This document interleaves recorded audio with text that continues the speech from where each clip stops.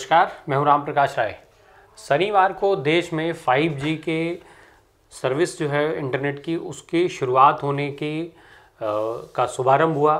उस सर्विस को शुरू किया खुद देश के प्रधानमंत्री नरेंद्र मोदी ने। ये जो उन्होंने शुरुआत की उसका जो शुभारंभ हुआ वो इंडिया मोबाइल कांग्रेस का जो आयोजन हो रहा है जो 4 दिन चलेगा उसमें ही उसकी शुरुआत हुई।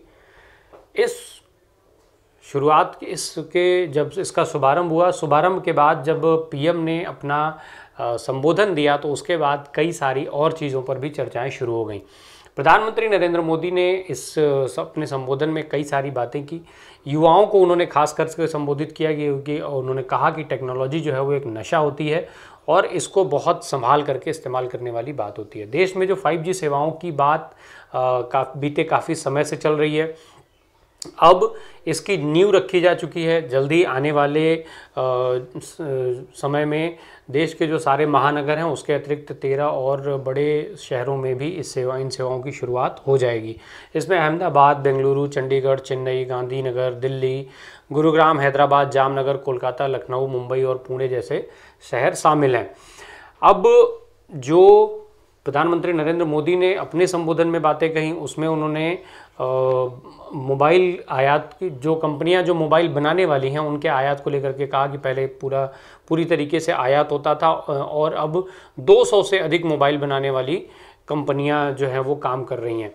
भारत में भी अब इन सब चीज़ों पर काम हो रहा है। वहीं 2G, 3G और 4G का उन्होंने जिक्र करते हुए कहा कि तब हम इसकी तकनीकी के लिए विदेशों पर निर्भर थे, जबकि अब 5G की जो टेक्नोलॉजी है वो देश में बनेगी और उसको लेकर के उन्होंने बात कही कि यहाँ से भारत में आत्मनिर्भरता की शुरुआत होगी और एक बड़ा बदलाव लेकर के ये टेक्नोलॉजी आएगी।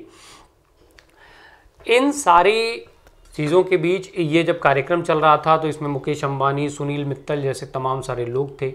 प्रधानमंत्री ने जो बातें कही और सुनील मित्तल ने भी मैन्युफैक्चरिंग को लेकर के भी कुछ बात कही, ये हम आपको इस वीडियो के लास्ट में सुनवा देंगे। पर अभी प्रधानमंत्री नरेंद्र मोदी के संबोधन और इस सारे कार्यक्रमों के बाद एक सवाल उठने ये लगा है कि आखिर जियो, एयरटेल और जैसी तमाम कंपनियों के बीच BSNL का जिक्र आखिर क्यों नहीं हो रहा है।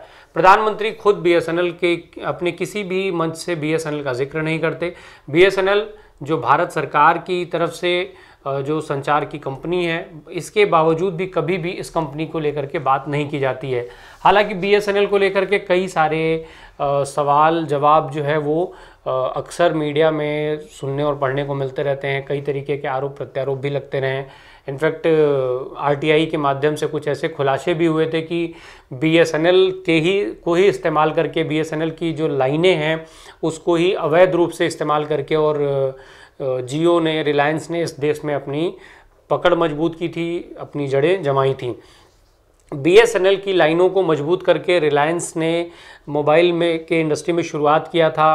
फिर आज जियो हो गया जो सबसे बड़ा नेटवर्क हो गया है भारतवर्ष का, और BSNL लगातार नीचे की ओर जा रहा है। BSNL पर किसी भी तरीके की चर्चा नहीं की जाती है, चाहे वो मंत्रालय की बात हो या खुद प्रधानमंत्री के द्वारा हो। इस समय भी जब 5G की सेवाएं लॉन्च करने की बात हो रही थी तब भी BSNL की कहीं गिनती नहीं थी, BSNL का कोई नाम नहीं था। BSNL को प्रमोट करने की किसी भी तरह की कोशिश नहीं की जा रही है और प्रधानमंत्री के आज के संबोधन के बाद इस पर सवाल और तेज़ी से उठने लगे हैं। सोशल मीडिया पर इस चीज़ को लेकर के लगातार ट्विटर के प्लेटफॉर्म और फेसबुक के प्लेटफॉर्म को इस्तेमाल किया जा रहा है। पूछा जा रहा है कि आखिर प्रधानमंत्री BSNL पर चुप क्यों रहते हैं। इसके अलावा BSNL को बढ़ाने के लिए क्या भारत सरकार और क्या उसमें क्या नई सुविधाएं दे रही है, क्या स्कीम्स ला रही है, इस तरह की चर्चाओं ने अब जोर पकड़ लिया है। बहरहाल इन सब के बीच प्रधानमंत्री ने जो आज बातें कही कि मैन्युफैक्चरिंग को लेकर के अब भारत में बड़ा काम हो रहा है। सुनील भारती मित्तल ने भी, जो भारतीय इंडस्ट्री यानी जो एयरटेल के चेयरमैन हैं, उन्होंने भी मैन्युफैक्चरिंग को लेकर के कुछ बातें कहीं। पहले आप वो सुन लीजिए और फिर इसी के बाद प्रधानमंत्री नरेंद्र मोदी के संबोधन का कुछ अंश भी आप सुनते चलिए। मोदी जी ने बात की मेक इन इंडिया की, इन्होंने नारा लगाया लाल किले से मेक इन इंडिया का।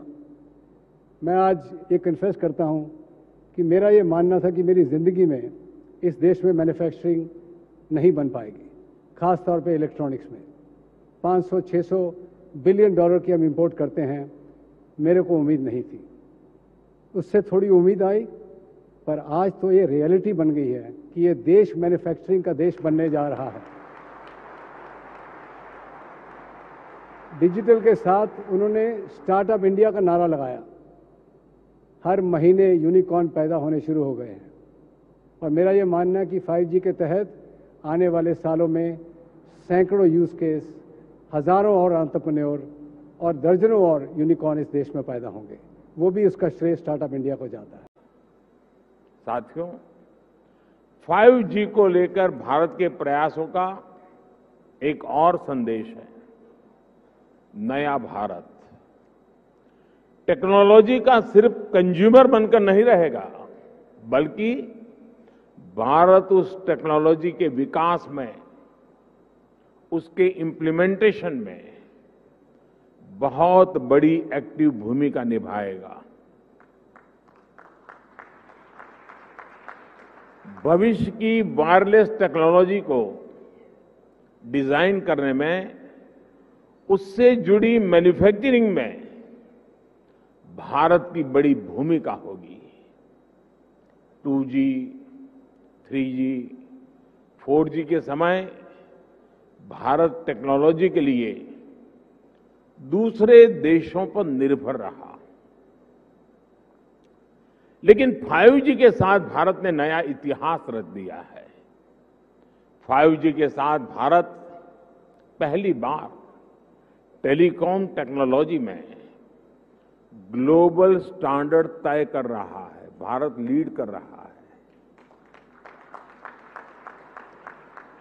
आज इंटरनेट का इस्तेमाल करने वाला हर व्यक्ति इस बात को समझ रहा है कि 5G इंटरनेट का पूरा आर्किटेक्चर बदल कर रख देगा। इसलिए भारत के युवाओं के लिए आज 5G बहुत बड़ी अपॉर्चुनिटी लेकर आया है।